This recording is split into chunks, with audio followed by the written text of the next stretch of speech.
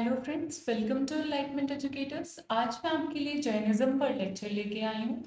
मैंने जैसे कि बुद्धिज्म जब खत्म किया था और उस टाइम आपको बताया था कि नेक्स्ट वीडियो मेरी जैनिज्म पर होने वाली है, बट मैंने उसके बाद टेम्पल आर्किटेक्चर अपना थर्ड चैप्टर स्टार्ट कर दिया था।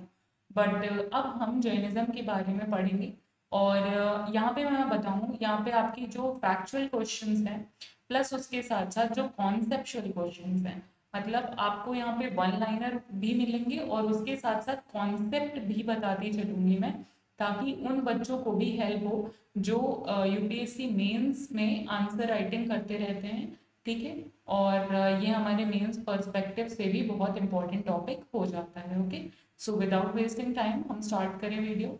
तो मैं आपको बताऊं, जैनिज्म जो है वो जैन या जीना वर्ड से डिराइव हुआ है और इसका मतलब होता है कॉन्करर, ऐसा व्यक्ति जो जीतता रहता हो। ओके, कॉन्करर वर्ड इसका मतलब होता है।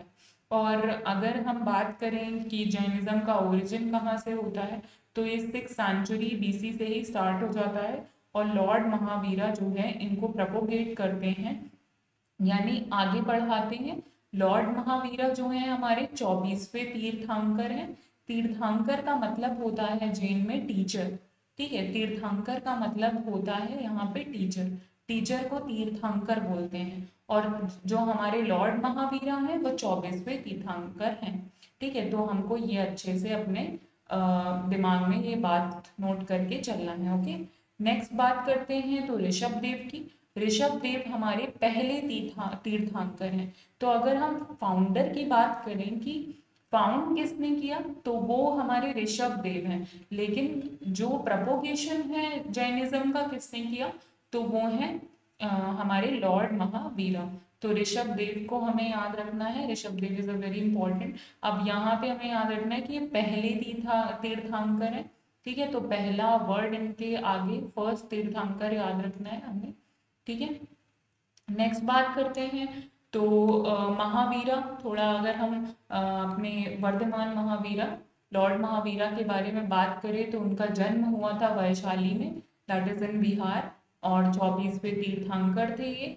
जंत्रिका क्लान से बिलोंग करते थे। 30 साल में ही इनने अपना घर छोड़ दिया था। और इनने जो है एस्थेटिक का पार्ट अपना लिया था, मतलब ये पूरी तरीके से जैनिज्म को डेडिकेट कर दिया था खुद को। और इन्होंने पहला उपदेश अपना पावा में दिया था, ये आपको याद रखना है, दिस इज इम्पोर्टेंट। ठीक है, पावा में इन्होंने अपना पहला उपदेश दिया था। देन इनके बहुत सारे मिशंस थे, जैसे कोशला, मगधा, मिथिला, चंपा, यहाँ यहाँ ये जाके रहा करते थे।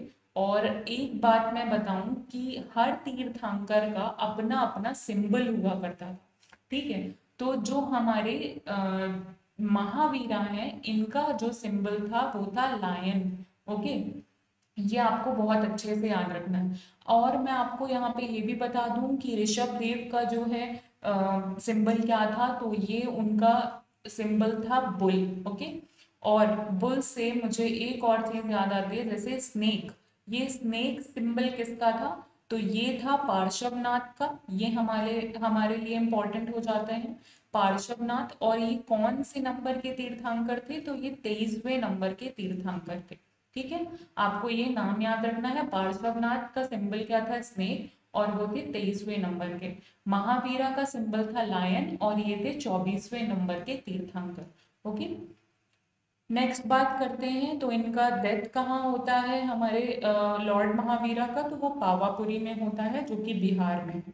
ओके, नेक्स्ट देखते हैं कि क्या सिखाता है जैनिज्म। तो जैनिज्म जो है लाइबरेशन की पाथ को बोलता है अटेन करने को। और इसमें होते हैं 3 त्रिरत्न, जिसे 3 जूल्स कहा जाता था। और ये कौन कौन से होते हैं, ये होता है राइट फेथ, ठीक है, right knowledge and right action. ठीक, ये आपको याद रखना है। नेक्स्ट 5 डॉक्ट्रिन होते थे, अहिंसा, सत्य, असत्य, अपरिग्रह और ब्रह्मचर्य। ये आपको याद रखना है। ये इतना ज्यादा नहीं पूछा जाता है एग्जाम्स में, बट हाँ अगर आप मेंस आंसर राइटिंग कर रहे हो और आपसे कंपैरिजन पूछा है इनके जैसे बुद्धिज्म और जैनिज्म में, तो उस टाइम पे आप इन सारी चीजों को कोट कर सकते हो। This is very good. ठीक है, आपको यहाँ से आपका और ज्यादा आंसर राइटिंग इम्प्रूव हो जाएगी। नेक्स्ट बात करते हैं कि गॉड जो कॉन्सेप्ट है गॉड का जैनिज्म में वो है क्या। तो ये ऐसा बिलीव करते हैं कि गॉड एग्जिस्ट नहीं करते।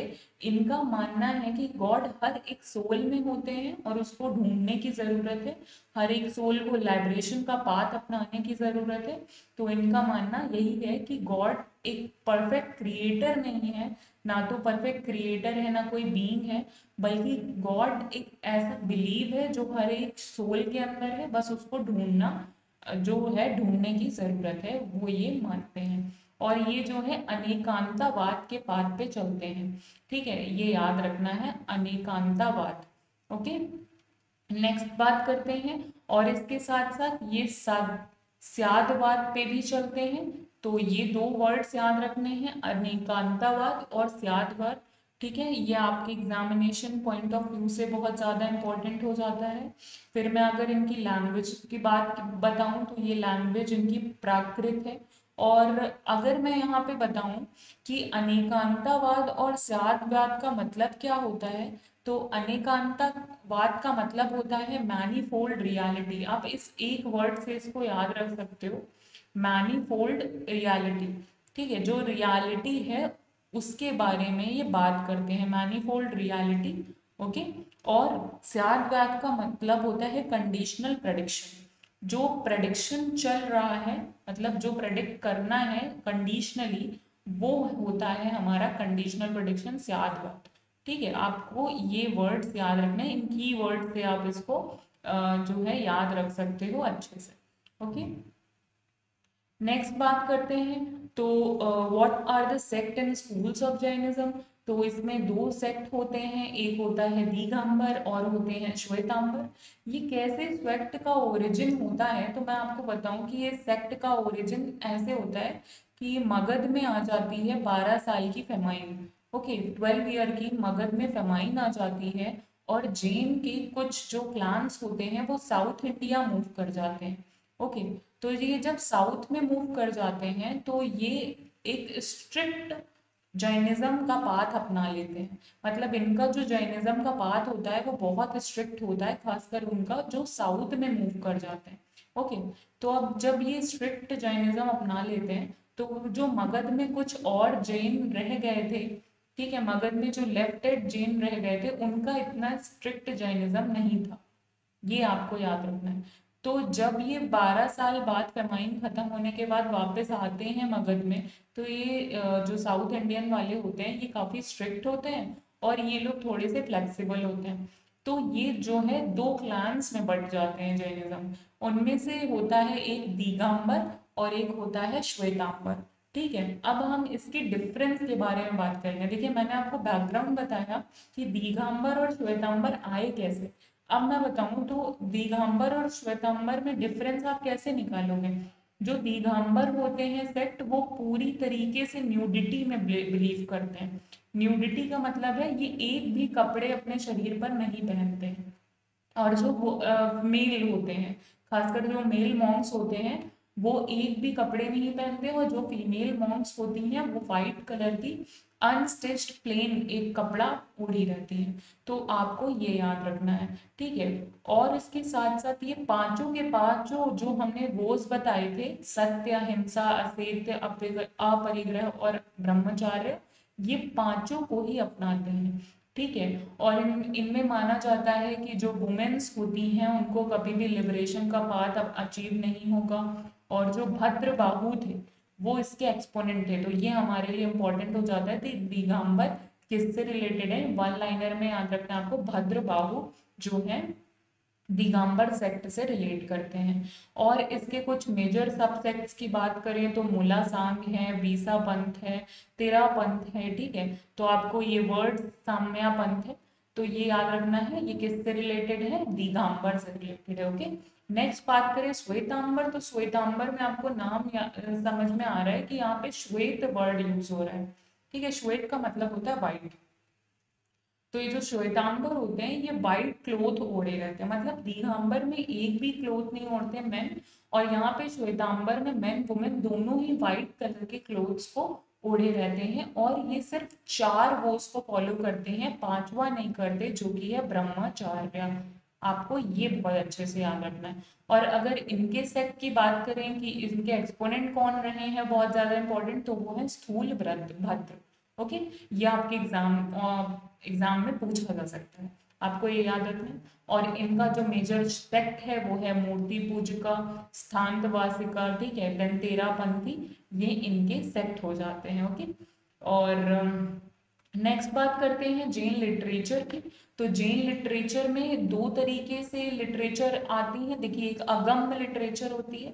अगम्य लिटरेचर का मतलब क्या है कि इसमें जो है हमारे महावीरा थे, उनकी जो पूरी मेथडोलॉजी थी, उनकी जो प्रीचिंग्स थी, उनकी जो टीचिंग्स थी, वो सारी जब किसी एक बुक में लिखी जाती है टेक्स्ट फॉर्म में, तो उसको हम अगम बोलते हैं। ओके, और अगम में दो अगम आते हैं, एक आता है अंग अगम और एक आता है अंग बाह्य अगम।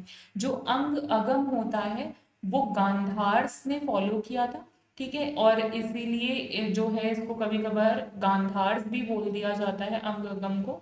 और इसमें क्या है, इसमें आपको अंग अगम में जो हमारे महावीरा हैं उनकी जैसे टू कॉपी ही पूरी तरीके से आपको टेक्स्ट मिल जाएंगे। टू कॉपी मतलब उसको मॉडिफाई किया ही नहीं है अंग अगम में। जबकि जो हमारे अंग बाह्य अगम है उसमें थोड़ा सा मॉडिफिकेशन मिलेगा आपको उनकी प्रीचिंग्स का। तो ये आपको याद रखना है, बस इतना सा दोनों में डिफरेंस है कि इसमें आपको थोड़ा सा मॉडिफिकेशन मिलेगा।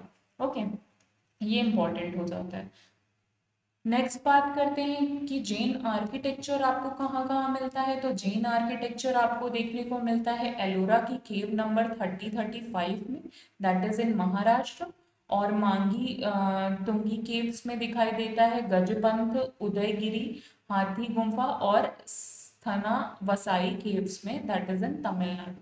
आपको ये याद रखना है कि एलोरा में जैन का जो है साक्ष्य मिलते हैं।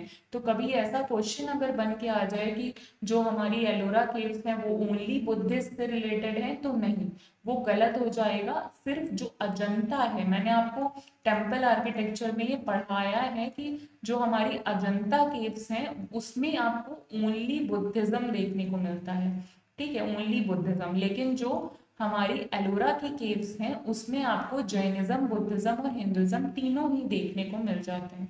ओके, ये हमारे लिए इंपॉर्टेंट हो जाएगा। नेक्स्ट अगर स्टैचूज की बात करें तो स्टैचूज में गोमेतेश्वरा, दैट इज बाहुबली स्टैचू, कहाँ है, श्रवण बेलगोला कर्नाटका में। और स्टैचू है अहिंसा ऋषभनाथ का, वो है मांगी तुंगी हिल्स में महाराष्ट्र में। ओके, नेक्स्ट टेम्पल्स की बात करें तो दिलवारा टेम्पल माउंट आबू में राजस्थान, गिरनार टेम्पल गुजरात और मुक्तागिरी टेम्पल महाराष्ट्र। ओके, मैं टेम्पल आर्किटेक्चर का जो अभी सेकेंड वीडियो लाऊंगी उसमें मैं इन टेम्पल्स के बारे में डिटेल में स्टडी करने वाली हूँ। ओके, वहाँ पे आप वहाँ पे भी इसको पढ़ सकते हैं। ओके, नेक्स्ट बात करते हैं मना स्तंभ की। तो मना स्तंभ क्या है, जो फ्रंट साइड होता था टेम्पल का, जिसपे रिलीजन के इम्पोर्टेंस को ऑर्नामेंट किया जाता था पिलर के स्ट्रक्चर्स पे, और तीर्थंकर की फोटो हुआ करती थी टॉप पे, ठीक है, वो होता था हमारा मना स्तंभ। ओके, नेक्स्ट बात करें जैन काउंसिल्स की। तो जैन काउंसिल्स कहाँ कहाँ हुई हैं। तो जो फर्स्ट जैन काउंसिल है वो पाटलिपुत्र में हुई 3rd सेंचुरी के आसपास। किसने कराई, स्थूलभद्र, अभी हमने पढ़ा था, जो स्थूलभद्र थे वो किससे रिलेटेड थे, श्वेतांबर से। ओके, नेक्स्ट सेकंड जो जैन काउंसिल थी वो किसने कराई, वो वल्लभी में हुई, और वो कराई देवरधि शर्मन ने। ओके, देवरधि शर्मन ने, ये आपको नाम याद रखना है। ओके, अगर हम बात करें कि बुद्धिज्म और जैनिज्म में डिफरेंस क्या है, ये आपकी कॉन्सेप्चुअल क्वेश्चन है। अगर हम बात करते हैं तो इनमें डिफरेंस क्या क्या है, तो जो हमारा बुद्धिज्म है वो कंडेम करता है वर्ण, जो जैनिज्म है वो कंडेम नहीं करता है वर्ण सिस्टम को, बुद्धिज्म कंडेम करता है, मतलब दोषी ठहराता है वर्ण सिस्टम को, जबकि ये वर्ण सिस्टम को कंडेम नहीं करते पूरी तरीके से। और जो मिडिल पाथ की बात करते हैं बुद्धिज्म में, ओके, मिडिल पाथ की बात करते हैं, लेकिन जैनिज्म में जो है वो स्ट्रिक्टली फॉलो करने को कहते हैं। वो कहते हैं कोई मिडिल पाथ नहीं होता, आपको पूरी तरीके से कंप्लीटली डिस्कार्ड करना है क्लोथ्स को, और पूरी तरीके से स्ट्रिक्टली फॉलो करना है। मैं अगर आपको बात बताऊं तो जो जैनिज्म है इसमें एक संलेखना की प्रैक्टिस भी होती है। ठीक है, संलेखना में इसमें हाईएस्ट ये मानते हैं ये कि जो हाईएस्ट डेथ है वो तब जो है हमें अटेन होगी हाईएस्ट डेथ जब हमें पूरी तरीके से हम फास्टिंग करेंगे। ओके, अगर आप भूखे इतने भूखे रहो कि पूरी तरीके से आपकी डेथ हो जाए भूख के मारे, तो वो ये संलेखना की प्रैक्टिस मानते हैं और इसे ये हाईएस्ट डेथ मानते हैं। इस पे एक केस भी हो चुका है जिसमें जो जैन धर्म के माता पिता थे उनने अपने बच्चे को संलेखना प्रैक्टिस करवा दिया था। He is a school student और उसको संलेखना प्रैक्टिस करवा दिया था जिसकी वजह से उसकी डेथ हो गई थी। और फिर उनके खिलाफ जो है केस दर्ज कर दिया गया था इन द सुप्रीम कोर्ट। तो उस पर भी कई बार ऑर्डर्स आए बिकॉज राइट टू लाइफ में हमारा राइट टू फूड और लिव विद डिग्निटी जैसी चीज़ें भी आती हैं। तो इस वजह से ये हमारे राइट्स के खिलाफ है और संलेखना प्रैक्टिस को वहाँ पे सुप्रीम कोर्ट ने बैन करने को कहा था in the Jain religion. Okay, Jainism में। देन अगर हम बात करें इसकी ग्रोथ की तो ये प्राकृत लैंग्वेज में हुआ था, जैसे मैंने आपको पहले भी बताया था कि प्राकृत लैंग्वेज इसमें बहुत ज़्यादा इम्पॉर्टेंट हो जाती है। नेक्स्ट अब हम डिस्कस करते हैं मल्टीपल चॉइस क्वेश्चंस। और यहाँ पे हम 2018 में यूपीएससी में पूछा गया एक सवाल देखेंगे। इसमें बोला है with reference to the religious practice in India the Sthanakvasi Sthanakvasi sect belong to. तो वो सेक्ट किससे बिलोंग करता था? That is Jainism. ओके, वो जैनिज्म से बिलोंग करता था। आप इसको एज अ की वर्ड याद रख सकते हो, एक नेम की तरह याद रख सकते हो कि स्थानकवासी किस में नाम लिया जाता है? जैनिज्म में लिया जाता है। ओके, यहाँ पे देखिए which of the following statement is are applicable to Jain doctrine. Jain doctrine पे कौन सा एप्लीकेबल है? पहला बोला the surest way of annihilating karma is the practice of penance. Practice करो पेनेंस की। और उसके साथ साथ बोला तपस्या। ओके, पेनेंस का मतलब होता है तपस्या, आपको ये याद रखना है। अगर आपकी वो क्या आपको थोड़ा सा यहाँ पे मैं आपको अच्छा करूँ तो पेनेंस का मतलब है तपस्या। बोला every object even the smallest practice is a soul has a soul, ये बोला जैन में। और बोला karma is a bane of the soul and must be ended.